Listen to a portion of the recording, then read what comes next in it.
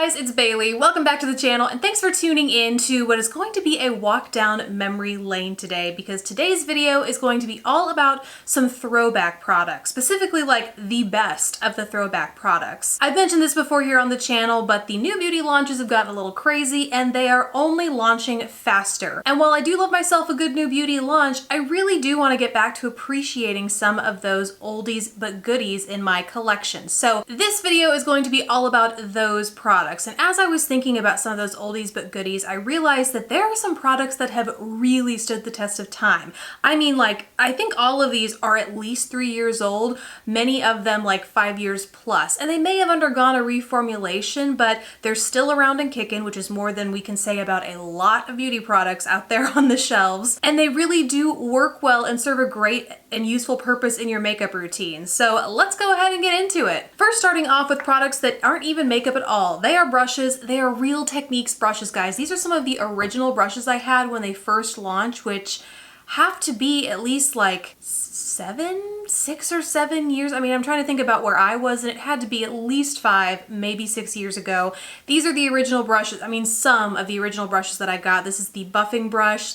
You wouldn't know because all the words are worn off of it. And this, again, the deluxe crease brush, I think there is a D-E-L I can barely make out here. And this has even been run over by my chair. You can see it is bent here in the middle, but it is still one of my favorite brushes to use. These hold up so well and they are so stinking affordable. And they just take me back to the early days of YouTube. Real Techniques has been launching lots of new brushes. I mean, every year they come out with really new, innovative things. I've talked about some of them even here pretty recently on the channel. I'll link to those in the description box below. But I'm still so happy to say that the originals are still around and kicking in my brush collection. Next, the L'Oreal True Match Super Blendable Powder. I mean, the whole True Blend collection has been a drugstore fixture since I can't even remember since when I was in like middle school and was wearing foundation shades that were like 3 shades too dark for me, like major line of demarcation happening. But it is safe to say they've stood the test of time, and my personal favorite from that line, because I have found liquid foundations that serve me a little bit better than the True Match, but the powder to me is unbeatable in so many ways. It's a setting powder. I actually used it today. I'm filming towards the end of the day, so I used just a light dusting of this all over my face to mattify, help make my makeup look a little bit more put together, and add a little bit more coverage, because it does have, depending on how you build it up, a good amount of coverage.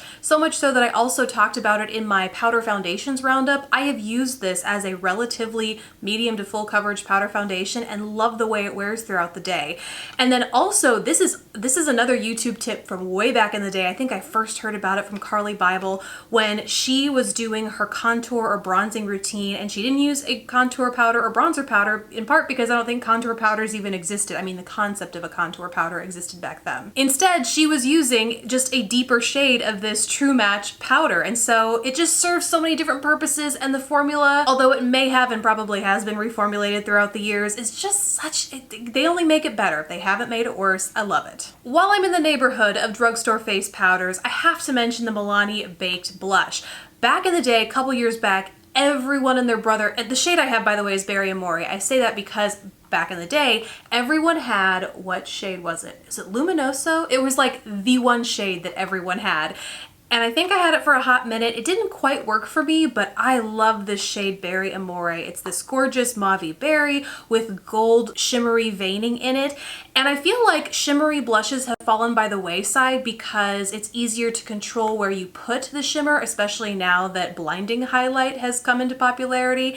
It's more about a matte or satin bronzer, matte or satin blush, and then your shimmery highlight. But man, this is a 2-in-1 product that just gives you that perfect pop of color and glow on the cheeks. And I just think it deserves more love because it has been around and stayed around. Although I do hope this shade is still available. I know the product line is, but with so many of these products, like, there have been new shades phased in, old shades taken away, so I still hope Berry Amore is there, but just know, this collection of blushes, A+. Speaking of shimmer, Physicians Formula was kind of ahead of its time in coming out with blinding highlights. These are two that kind of predate, I want to say anyway, predates a lot of the big names that I think people attribute to blinding highlights, like Anastasia, pretty much Anastasia. I don't know, let me know which others you think of in the comments. But in reality, this guy I remember having like late high school, early college. And that is, by the way, the Mineral Glow Pearls. This is in translucent pearl, but I really love all the shades in this collection.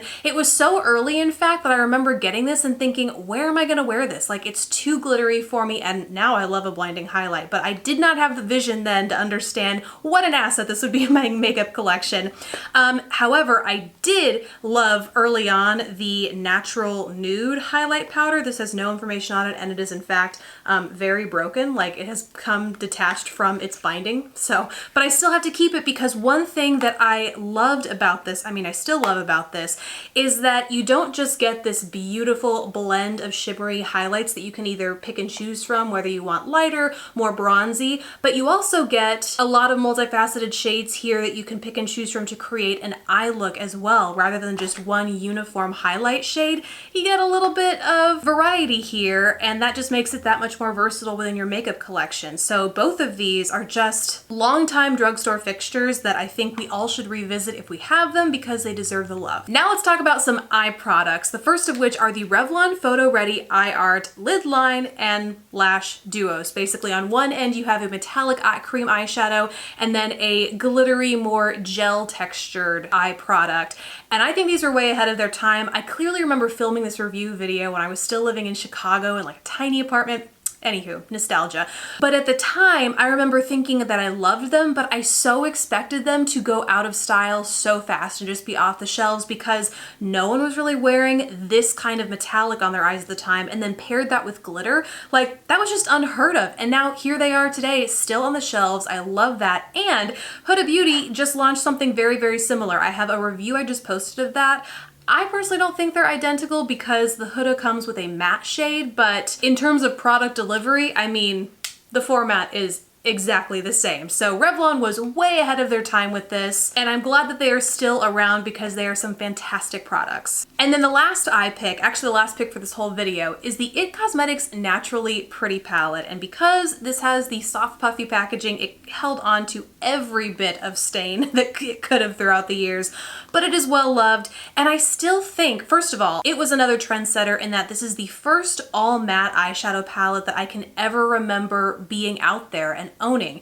And not only that, but you get this wide variety of shades. It's not like a trio of mattes or a quad of mattes. You get warms, cools, blues, mauves, sunset oranges, and then you also got a shimmery transformational shade over here. And I just remember when I first got this, it was like a game changer for me, because I had just never seen an all matte palette, and the quality was there. I mean, such buttery, smooth, blendable, and still pigmented shadows. And although there have been a lot of matte palettes to launch since then, I actually have two videos up. One that's a little bit older, maybe a little bit outdated, some of the products have been discontinued, and then a more recent one that's exclusively drugstore or more affordable matte palette finds.